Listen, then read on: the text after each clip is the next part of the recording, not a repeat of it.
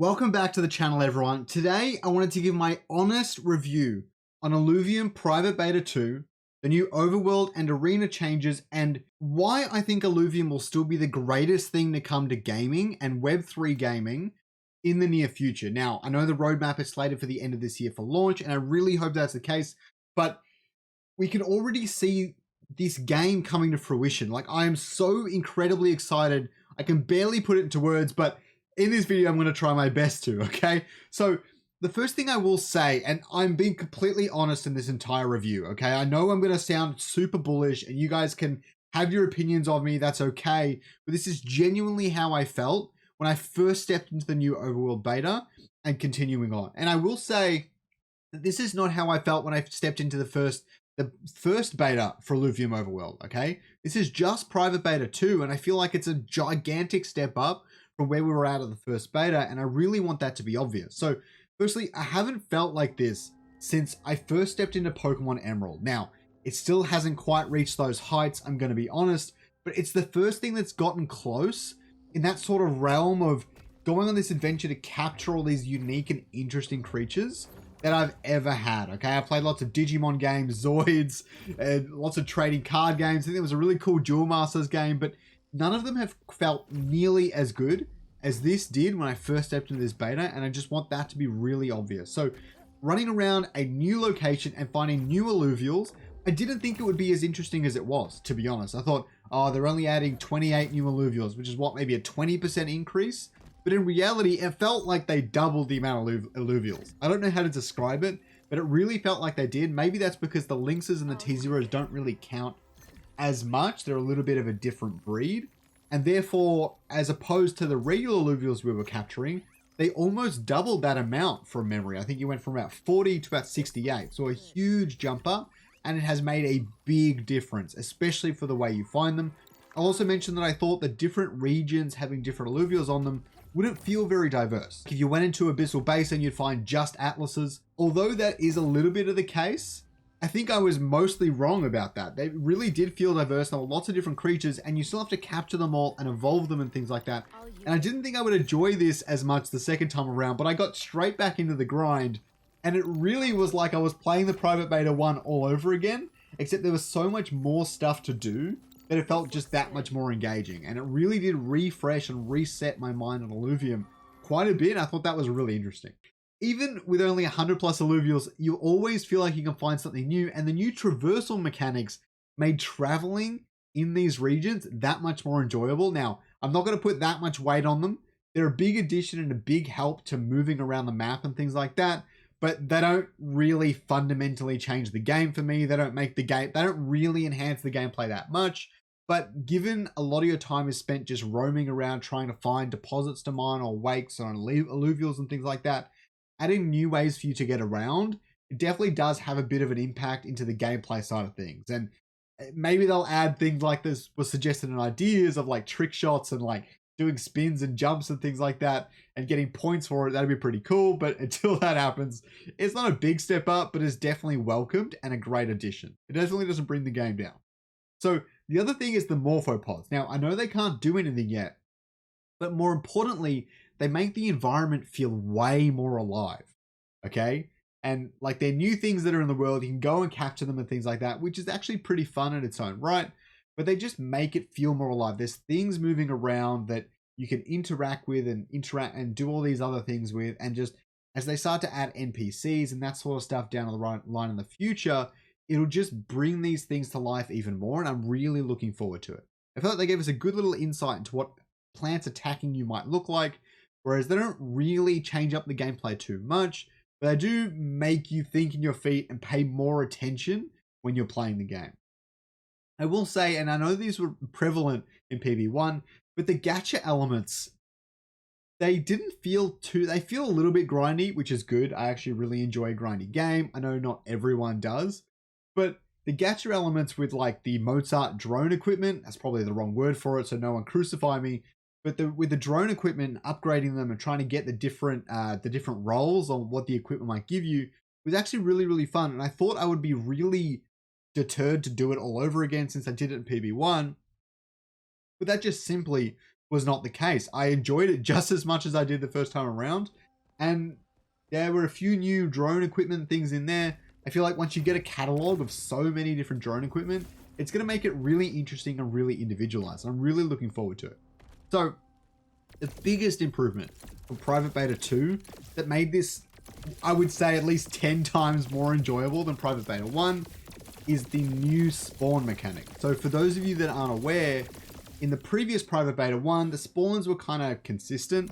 So in Soka's Garden, there would be maybe 20% of all the stuff on the map. And then in the graveyard, there would be another 20-30%.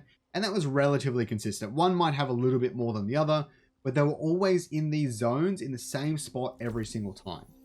And the worst part was that you couldn't really go to just one of them and your run would end there. You'd need to hit many of them. So your run might take you 20-30 minutes to do.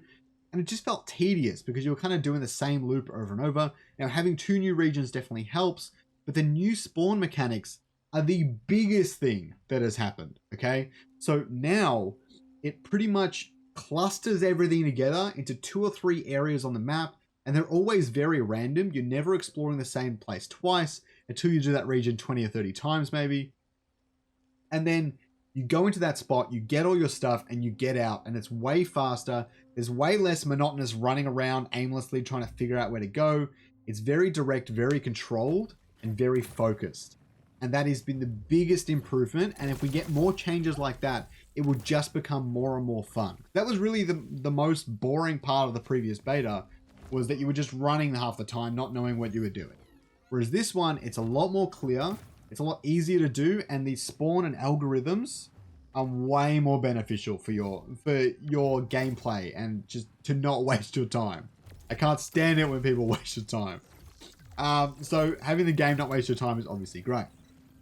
The last thing I'll say on the positives for the Illuvium Overworld is I'm undeniably attached to the IP at this point. Now, I know I obviously have some heavy bias here, given I've been creating content and been involved with Illuvium for such a long time. I'm all in on Illuvium, as many of you know, but it's one of the first times I've really felt like these creatures have so much personality and you get to know them so well from playing the overworld and using them to battle opponents and figure out what does and doesn't work.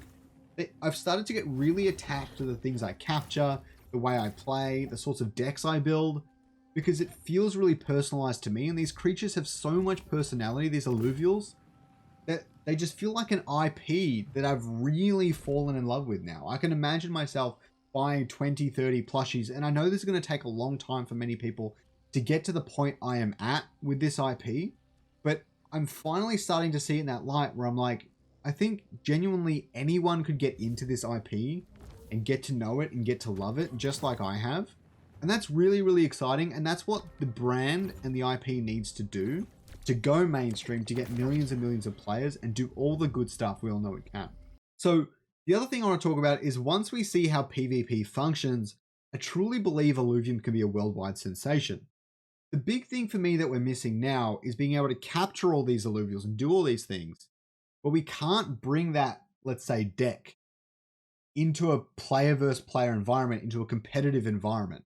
That's a big gameplay loop that we really need to make this entire thing come together. And you can already see it start to form as you're going into these random PvE battles in the overworld. And you're like, okay, I've built my deck, so now I can take on these different sorts of enemies. But once you add that to those competitive elements, it's going to make a big, big difference into the way we not just view NFTs, we view the overworld, and we view interoperable blockchain gaming as a whole. I can't wait. Like, imagine if you were playing World of Warcraft and you tamed a lynx or something like that. I think they have lynxes, or a saber-toothed tiger, or a night elf or something. I don't know. You tame one of these creatures in the wild, and then you go and you turn that into a card and play it in your Hearthstone deck. That would be mind-blowing, and that is what Illuvium is doing, and better. I can't say enough just how excited I am for this. So I don't only want to say good things about Illuvium. Okay, now I know I've gone on a rant how bullish I am, and honestly, I did struggle a bit to find bad things about the game, and it truly is an honest review, I promise, but I found some that I could probably mention. Firstly, Brightline Steps feels really slow to me. Now, I might be the only one, maybe I need to spend more time in there, but Brightline Steps, without the upgraded jetpack and boots and things like that, just feels really hard to traverse. Honestly, I like how it's unique compared to the other regions, but it feels a bit steep for those that haven't upgraded that equipment. Now, I think this is an interesting point to point out because as we go into NFTs and all that, in theory, someone might be able to spend $10, $20 to skip all that grindiness to get those upgraded boots and things like that and just buy them off the market. And then their life might be easier. Like there's a lot of those sorts of aspects that are going to play into this game in a general sense. But yeah, Brightland Steps is killing me a bit. I actually really love it though, the environment and everything. And my favorite area out of everywhere is that little island that's kind of down low with all the trees and stuff. That place is sick. The increased speed I could traverse and mine, for me, was the biggest win. But yeah, I didn't think it carried over to Brightland Steps. So the other thing that I'll say that the overworld kind of needs at this point is it needs more uniqueness, not even a word, more uniqueness in plants and ores. The plants and ores currently inhabit all the different regions at the same time, but having them be a little bit more individual to each region would feel really nice. They already feel so unique in their own right, but them all sharing the same resources and all the rest of it. I don't know what the lore is like, but it feels way out of lore. Now, they all inhabit the same planet, let's say, but just them not being completely individual entities feels kind of weird. At the same time, if Atlas can be found in both, then that's that as well, but it's a bit hard for me to justify the ores being represented in all of them. But if the lore comes and blows out of the water, then so be it. The other thing I'll say is, even with the morphopods added, the entire environment feels a little bit dead. The breeze and things like that in Brightland Steps has had a big impact and made it feel a lot more lively. But I think alluvials roaming in the overworld that you can't interact with could be a really cool addition to the game. Now, what I'm thinking is there's an invisible wall at the edge of the entire map, and then behind that, you've got some predefined alluvial movements and things like that, where you can like watch an Atlas playing around or an Adorius kind of walking and things. You can't capture them, you can't shoot them, you can't do anything. That might be bad, but at least the entire world would feel a little bit more cohesive and a bit more alive, and that would be really, really exciting. The other thing is I'm really looking forward to the leveling systems. Until then, battling with alluvials doesn't really feel that personal. It feels a bit too much like a means to an end. Like you go into a battle just to try and capture the opposing alluvials.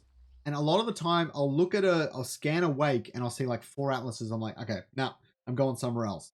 Whereas I think incentivizing you to do these combats and jump into these battles anyways is really powerful. I think leveling will add a lot to that, but until it does, it's a little bit weak. And again, the last thing I'll say is don't forget to register for Overworld Private Beta 2. It will be in the pinned comment. It will be in the description. Don't forget to go and register. You won't regret it if you haven't gotten into Overworld yet. Jump in the Discord, hang out. There's so much more to come with Illuvium. It's so exciting. Drop a like down below and subscribe to me if you like this sort of content and you want to see more of it in the future and you don't want to miss out on any new Illuvium content.